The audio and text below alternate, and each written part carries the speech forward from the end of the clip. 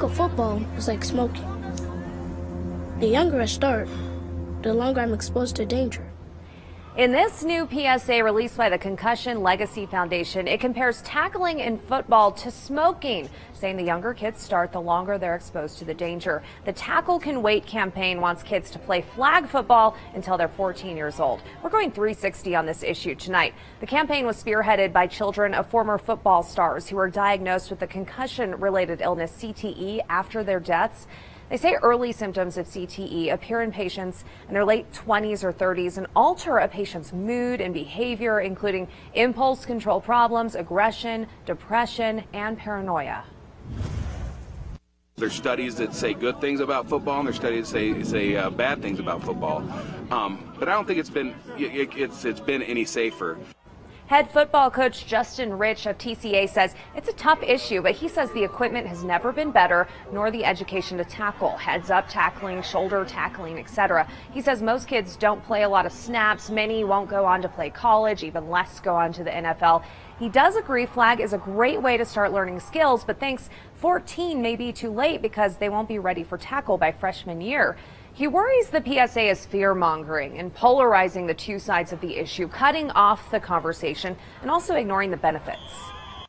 They never talk about the benefits of playing football and what it does for these young men. We live in a society where you can get anything you want to eat brought to your door. And in football, you still have a sport where there's a delayed gratification, where you have to work and strive not only for an entire summer to get into shape, but then for 5 days before you get to go and play. And 5 days for teenagers feels like an eternity now. So, I mean, that's just one of the positive impacts about football.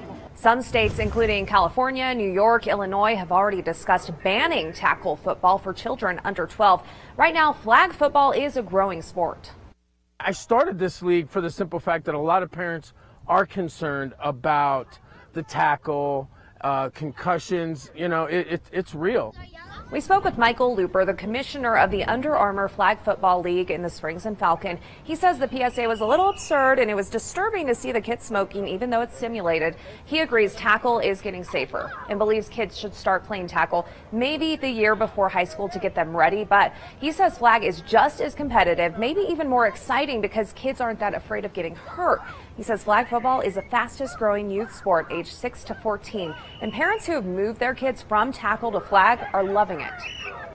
Had their kids playing tackle and pulled them out for those reasons. A couple kids got hurt, so they definitely saw the benefits of playing flag versus having their kids be banged around for 2 hours, 3 hours.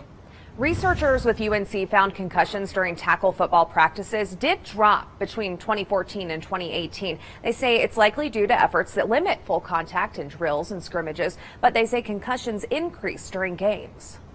I think one of the big challenges with pads is that it can induce a false level of security. Kids can think that they can't be hurt through helmets, padding, but indeed we can. Dr. Brad GULLA is a chiropractic neurologist at the Concussion Place in Colorado Springs. He says the PSA is sending an important message. He says helmets offer little protection against concussions and mainly prevent skull fractures. He says the earlier kids start, the more at risk they are for CTE, with possible repetitive injuries. It's concerning because those add up over time. And he says when kids are younger, their bodies are lighter, there's less impact. But when they grow and get to high school, they're stronger with more body weight. The impact can be much more. GULLA says concussions are essentially a brain chemistry injury due to the brain being pressed or thrust against the skull.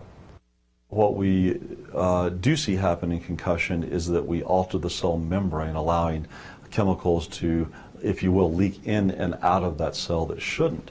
And most of the symptom set related to concussion is associated with those chemical leaks, if you will. Dr. GULLA says after football, soccer and hockey are the most dangerous sports for concussions.